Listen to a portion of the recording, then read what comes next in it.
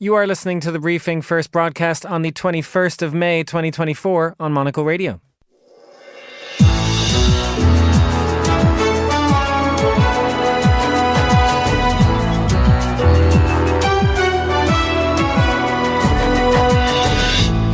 Hello and welcome to The Briefing, live from Studio One here at Midori House in London. I'm Chris Chermak. Coming up on today's programme.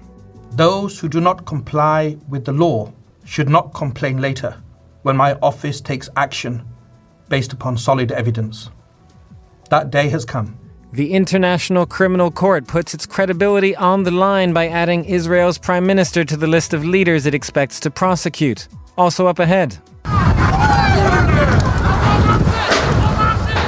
We'll get the latest from New Caledonia, a Pacific territory facing unrest over efforts by France to maintain its control and influence. We'll also look at UK Prime Minister Rishi Sunak's planned visit to Austria over migration, and Monocle's own fashion director Natalie Theodosi is here for a fashion roundup. All that right here on The Briefing with me, Chris Chermak.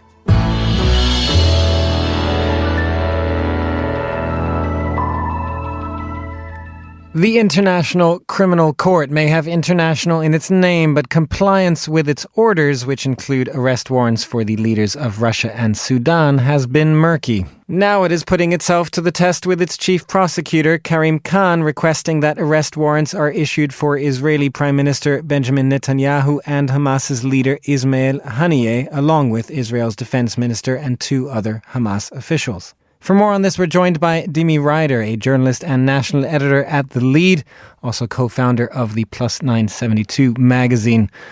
Dimi, thanks very much for coming on the show. Tell us first of all about the charges. What is the ICC saying?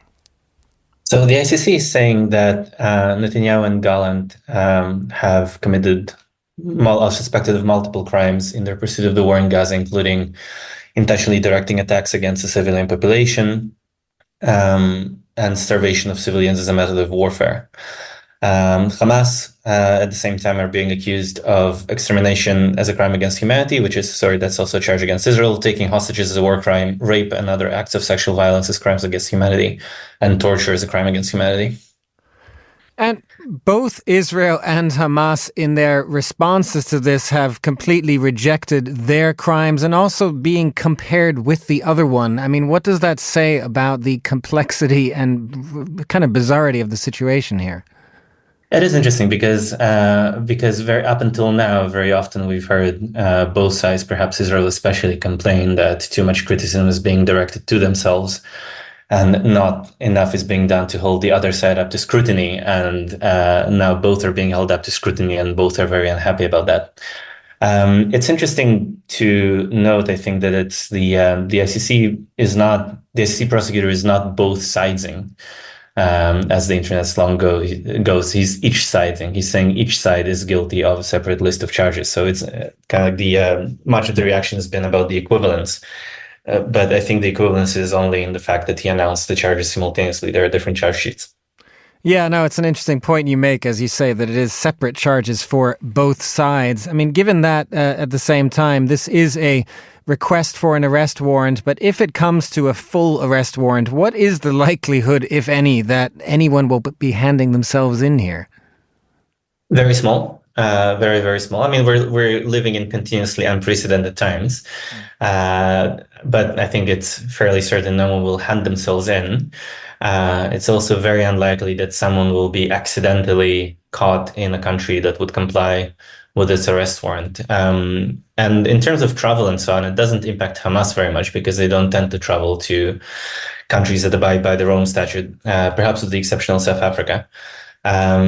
It does create some psychological strain on Netanyahu and on a lot of Israelis generally, because for us Israelis, it's always very important to know that we can go somewhere. Like the feeling of being trapped is probably one of the most sensitive buttons that any situation can push, whether, internal strife or international threat.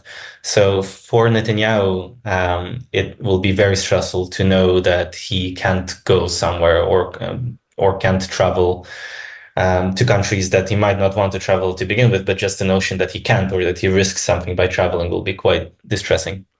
That is an interesting point, Dimi. And what does that say, I suppose, about also the reaction then of the Israeli public to this? How have they looked at the ICC being involved?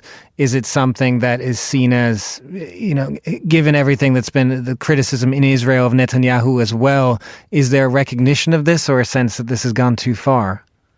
I think there is a distinction to be made between the parliamentary leaders and kind of like the professional politicians and the wider Israeli public. The professional politicians have all rallied to the flag. Those already in Netanyahu's coalition have made a succession of outlandish proposals about sanctioning or taking other forms of action against the ACC. The official opposition has roundly condemned the ACC and especially kind of the alleged equivalency between Israeli ministers and Hamas. But of course they would do that because they are vying to succeed Netanyahu as heads of state, and they are bound to oppose anything that would downgrade the state's standing and legitimacy. Also, in times of war, most opposition leaders will try and seem as patriotic as possible. Now, the Israeli public, I think, from what I can see, the kind of people who've been protesting on the streets are largely adding this to a very long list of Netanyahu's failures. Some of the hostage families were also quite vocal in rejecting the alleged equivalency, but other than that, no one is rallying to Netanyahu's defense here.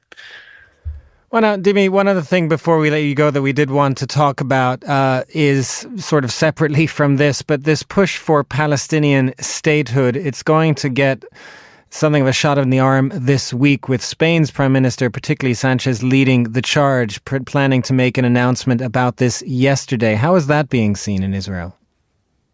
Again, I think for politicians in power, it's of some concern. For the wider Israeli public, they're very much consumed with the failure to retrieve the hostages and the apparently aimless conduct of the war. I also think that it's personally, I think it's very much a question about how much good that'll do to resolving the conflict, not because Palestinians don't deserve their own state, but because there's a danger that if the current disjointed chain of cantons is recognized as a state, we might end up with something less than a functioning state. They'll just be labeled as such by recognition that might actually hamper efforts to get to somewhere more constructive. Thanks very much, Dimi. That was Dimi Ryder. Now here's Monocle's Carlotta Rebello with the day's other news headlines. Thanks, Chris. Finland has proposed emergency legislation to block asylum seekers entering across its vast border with Russia. Helsinki's government had shut the frontier last year after increased arrivals from countries including Syria and Somalia soon after it joined the military alliance NATO. Russia denies weaponizing migration, saying the West is engaged in a smear campaign.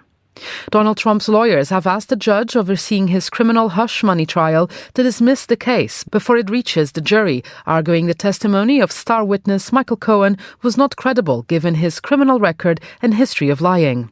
Justice Juan Merchan did not immediately rule on the request, but suggested that savvy jurors would be able to assess Cohen's credibility for themselves. And Saudi Group has placed a hefty order for 105 Airbus, marking a bounce back for the European plane maker just months after Boeing had been tipped to win more Saudi business.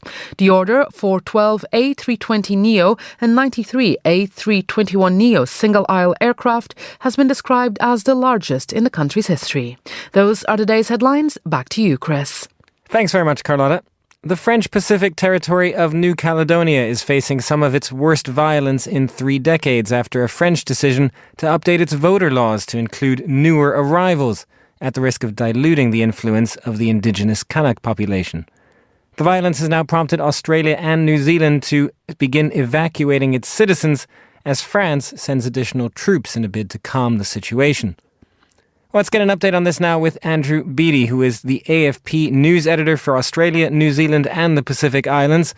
Andrew, great to have you on the show. What is the latest on the unrest, first of all? France says that a measure of calm is returning.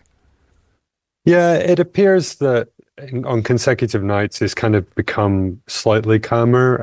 Last night we just heard reports of a shop being burnt in one village outside Noumea, and then in Noumea There was a little bit of damage done to a kind of studio in the center of the city, but there seems to be much less activity than there was previously. Now, that doesn't mean it's completely quiet. There are still roadblocks up, and there are still some parts of the city of Noumea that the authorities say that they haven't got control over. Well, and is it then really that serious, I suppose, that foreign nationals must evacuate? What have Australia and New Zealand said? Well, I mean, we spoke to a fair number of tourists who are there and travelers as well. And, they're pretty nervous. We spoke to one gentleman today, Maxwell Winchester, he's at this kind of hilltop resort just outside Noumea, between Noumea and the airport. And he was saying for consecutive nights, they've been hearing gunfire and they've been seeing fires and smoke coming from nearby villages. And they've been barricaded in with kind of dwindling supplies of food. So yeah, they're pretty worried, and obviously people are pretty keen to get out of that kind of situation if they're not used to that kind of unrest. Well, and perhaps before we get then to the causes of this, just tell us a little more about the tourism and how much New Caledonia relies on that. The airport is also at the moment closed to commercial flights. Yeah, actually the international airport is closed to all flights except French military flights at the moment. The three flights that are carrying out Australian and New Zealand travelers are actually leaving from Magenta Airport, which is in the center of Noumea. So they still haven't, basically the separatists or the people who want more independence from France have been setting up roadblocks along the road between Noumea and the airport, and the French forces say that they've removed 67 of those roadblocks. But it seems like they've issued statements saying they're determined to kind of rebuild them again, and some of our reporters on the ground have actually seen that happen. And tell us more then about what prompted this. I mean, there is this update to voter laws from the French, but was France caught off guard, I suppose, by the response from separatists?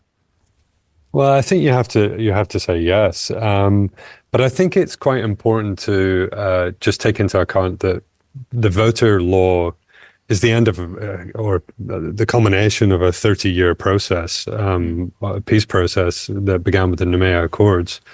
But I think it's worth seeing it just as a fuse, or the straw that broke camel's back, as it were. There's a lot of resentment that's been built up over these years. The Kanak population, they make up about 40% of the island, the indigenous Kanaks, and they just don't feel like they're represented. And there's a lot of social and economic issues that are bound up with that. They're much more likely to be unemployed than European origin Caledonians. They're much more likely to not have a higher diploma from school. So there's a lot of income disparity and disparity of opportunity in New Caledonia. And where does the region, I suppose, come down on this then? What is the feeling about France's determination to push this through? As you say, it is the culmination of a 30-year process, but is there a sense in the region as well that France could be doing more here, could be doing more for that local indigenous population to improve their own outlook, as you described it there? Yeah, I mean, if you look at what the response has been from the region, it's been quite mixed. You've had Melanesian countries like Papua New Guinea, the Melanesians, a group called the Melanesian Spearhead Group, which is a group of Melanesian countries, have basically said, you need to be doing more to address what the Kanaks are saying, and they've been quite critical of France's response. And that's kind of the same goes for the Pacific Island Forum, which is a kind of broader grouping of South Pacific nations. The Australians and the New Zealanders have been a little bit more tempered in their response. The Australians have been saying that it's important that the referendum process, continue, even though the 3 referendums have already taken place. And that's part of the reason why the Kanaks are so annoyed, because they see the French as having forced through the 3rd referendum, which voted against independence. That took place during COVID, when Kanak Customs said that there was a period of mourning, and they asked for it to be postponed, and the French government refused. The Kiwis, the New Zealanders have actually been a little bit critical. They're kind of encouraging France to show some kind of leadership, as it were, on this, and they haven't called for an outright delay for the voter reforms to pass, but they certainly would like France to take a beat on this. Andrew Beattie, thank you very much for joining us. You are listening to The Briefing on Monocle Radio.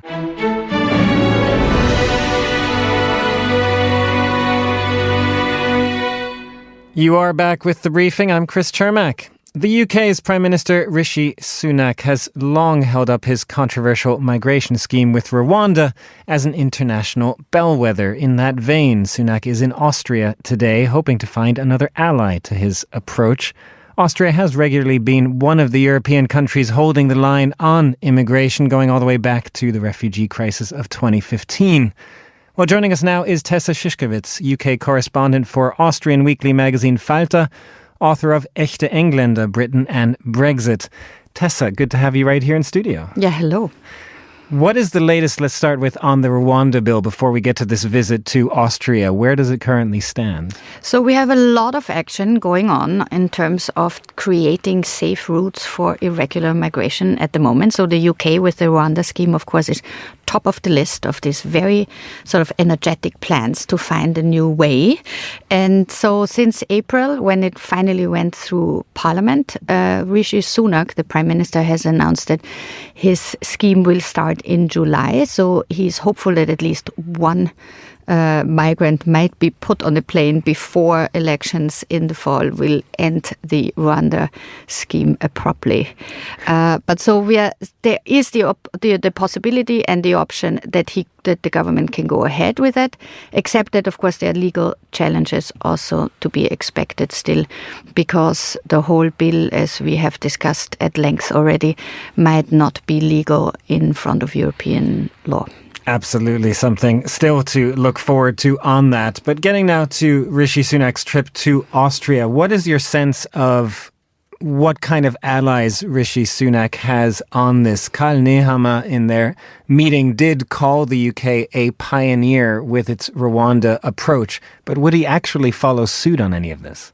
Well, the Karl Nehammer is a little bit in a similar position than Rishi Sunak now, a kind of post-populist conservative government, prime minister that is looking into the abyss of being obliterated by voters going to the polls this fall. Austria, as the UK, has parliamentary elections this fall, and we will see, or probably this fall, and we will see there that now this attempt to, have a look at right-wing, far-right, xenophobic voters to bring in something like a scheme that the UK has adopted with Rwanda is definitely popular in Austria too. And not only in Austria. So there was a letter signed last week by 15 governments of EU member states to call for a so-called third state model, where you could sort of bring asylum seekers from the shores of European countries where they arrive, in Greece or in Italy, for example, directly to a third state, which is not necessarily somewhere in East Africa, like Rwanda, but maybe, Italy has signed some kind of agreement with Albania, or also Tunisia and Egypt. And Turkey, of course, was the big one during the big sort of crisis in 2015-16. But one thing to add to this is that, of course, the plan that even Karl Nehammer of Austria is considering does not mean that you just deport people to Africa and let them then sit there in the state that you deem safe, even if it's maybe not, and that they have no way of actually asking for asylum in Austria from there. This is the case for the UK, but for the European countries, they are more thinking of having sort of a safe place somewhere where people can then ask for asylum in the countries that they would like to go to. And what do you make of the fact that Rishi Sunak is kind of injecting himself into this European debate, I suppose? There was a time where he would have had direct influence over this, and this would have been a coordinated approach, of course, with the European Union, including the UK. But at this point, he's kind of doing his own thing. As you say, 15 European countries want the EU to take a different round of action. Is there some kind of coordination you can imagine on this? Well, more on the kind of PR campaign trail for unhappy conservative prime ministers than in actual terms. Because what really needs to be done in terms of cooperation between French and British police to sort of see how the irregular migration routes from France to Britain on little boats that are not safe could be tackled, that's on a different level. That's not flying to Vienna and saying like Rwanda is such a great safe place and let's all do that together. But I think the main problem, of course, is, as you say, Rishi Sunak would have had a great platform for this a few years ago, just going to Brussels and having a debate with the other member states of the European Union. But that, unfortunately, took a sort of bad turn when the UK exited the European Union. And to focus one more time at the end on Austria, I'm just curious if you could tell us more about Karl Nehammer here and sort of him facing elections. Has he swung back and forth on this? His former government was a sort of populist government, as you suggested. At the same time, it was his own party with Sebastian Kurz in the lead. But he did take an even harder line on immigration, it's fair to say, maybe than Nehammer. Well, I don't think that Nehammer has liberalized the vision of the Conservative Party on migration and especially irregular migration. He has asked for building a fence direction Bulgaria and asked the Bulgarians to pay for it, or at least not offering Austrian taxpayers money to pay for this fence. So there are all these ideas like third state landing platforms for irregular migrants or fences so it has always been quite a hard, tough stance on this. And I think, to be fair, I mean, a lot of Austrian voters think something needs to be done. So this is one of the ways how he is trying to get some votes. Tessa Szyszkiewicz, thank you very much for joining us. You're listening to The Briefing on Monocle Radio.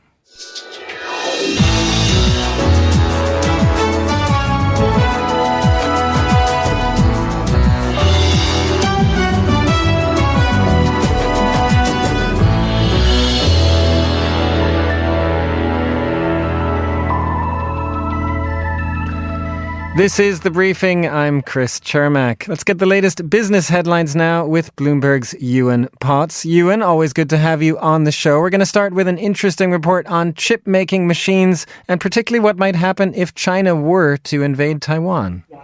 Hello, Chris. Yes, I have a Bloomberg scoop for you today. The small island of Taiwan is responsible for producing the vast majority of the world's advanced semiconductors. Officials from the US government have privately expressed concerns about what would happen if Chinese aggression escalates into a full-scale attack on the island. Well, according to Bloomberg sources, ASML, which makes the advanced chip-making machines, and TSMC, that's Taiwan Semiconductor Manufacturing, have ways to disable the machines in the event of an attack. ASML is a Dutch company. It's the world's only manufacturer of the most high-tech machines that sell for more than 200 million euros a pop. ASML's technology has long been subject to government interventions aimed at preventing it from falling into the wrong hands. The Netherlands prohibits the company from selling the machines, EUV machines, to China because of US fears that they could lend its rival an edge in the global chip war. Now, these machines are about the size of a single-decker bus and they require regular servicing and updates. And as part of that, the company can remotely force a shut-off, which would act as a kill switch.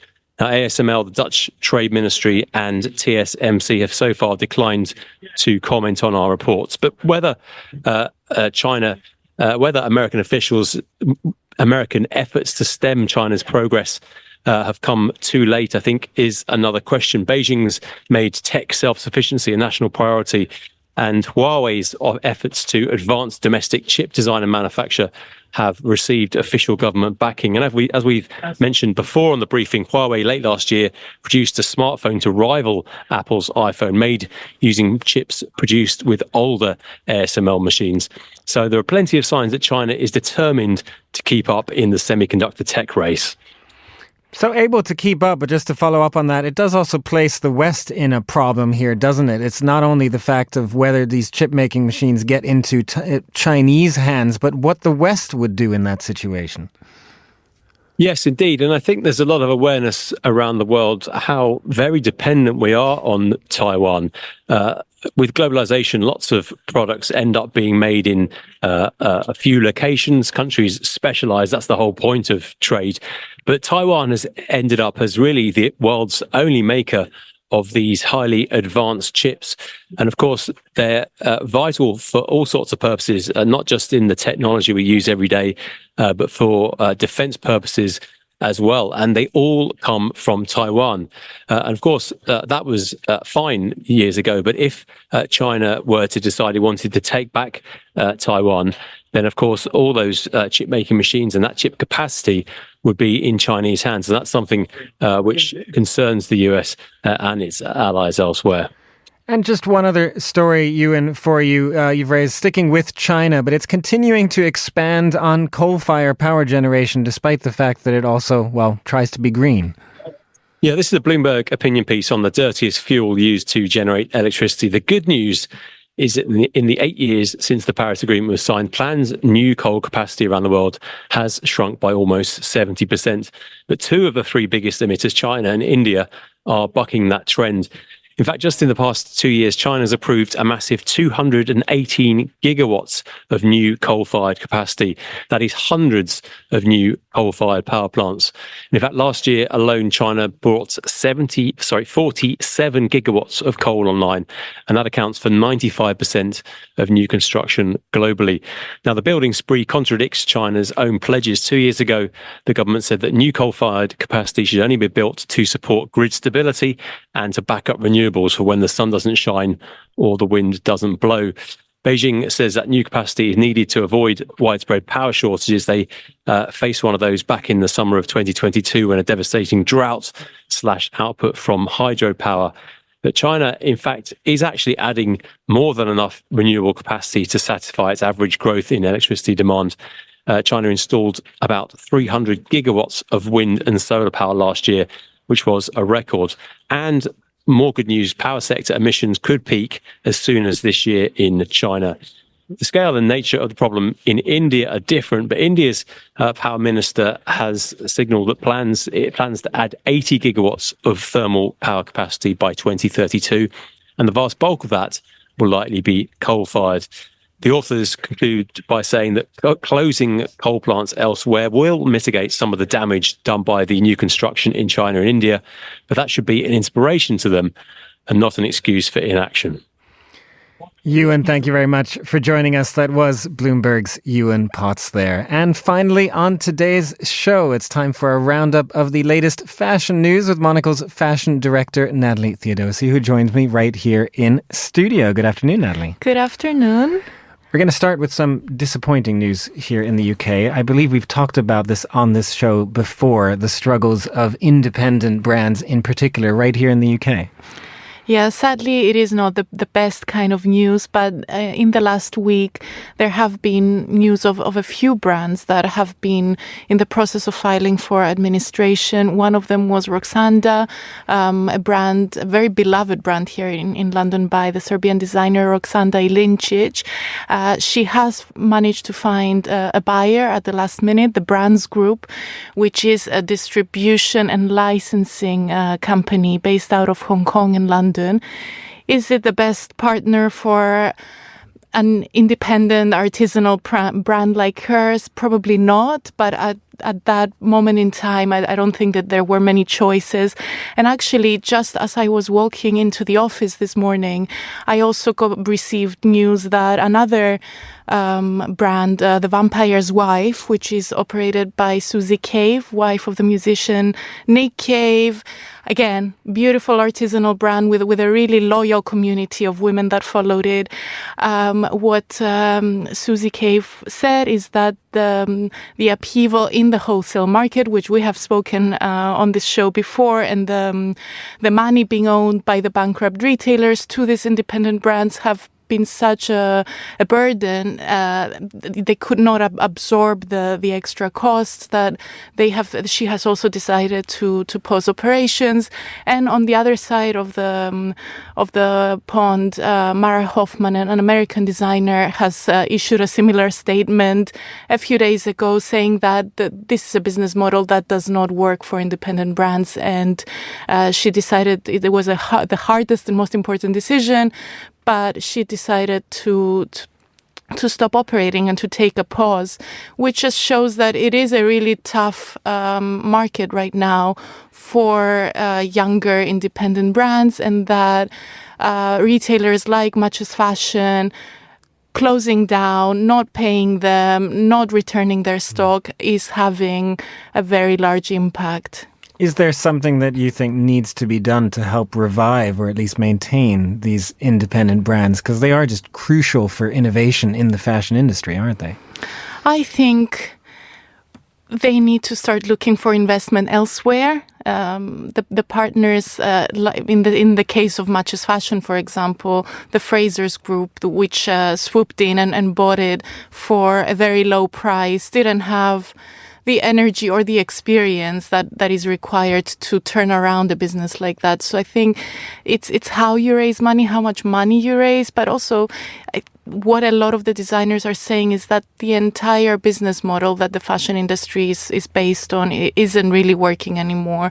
The terms that these brands have to adhere to work with wholesalers are really detrimental. The pace of production, the costs are too high. So I think it needs, the whole thing needs a rethink. Well, let's move on to another story you brought us. Richemont has a new CEO and has revealed its latest quarterly results. What can you tell us? So Richemont is actually a business that's doing much better. It's proving to be much more resistant. There was a very small decline, a 1% decline in the last final quarter of 23. And they did speak about a slowdown in the Asia-Pacific region when it comes to especially fine jewelry and watch sales. But this is still a brand whose turnover is above 20 billion euros. And they're doing extremely well. And they have appointed Nicolas Boss, who is also the creative director and CEO of Van Cleef & Arpels, one of their most successful and fastest growing brands. So actually there you see a lot of potential in the business, even if they are also experiencing the market challenges. They have the scale and the resources to kind of weather the storm. And I think Nicolas is a really interesting choice as a CEO because he has helped bring Van Cleef and Arpels into the future. And he has a very interesting perspective as one of the few executives that's also a creative. He also oversees the creative collections of Van Cleef and Arpels. He's very outspoken. When I interviewed him at Watches and Wonders fair in Geneva, he was very outspoken about the missing opportunities in the women's watch market, for example, and the kind of discrimination that can sometimes happen. So I'm really interested to see how he applies all that to the Richemont Group as a whole. Well, speaking of fairs, to end here, you also wanted to talk about a 3-day summit that's taking place in Copenhagen, the Global Fashion Agenda.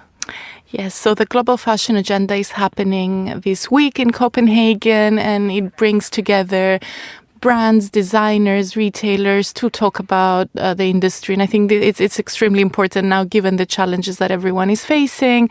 And the idea is to come together and find solutions. People have spoken about how to get to net zero by 2050, how to work with indigenous communities and make sure that their craft and their work is properly compensated. And they've also given awards and financial reward to different startups that are providing solutions like Bloom Labs, which is a textile recycling startup.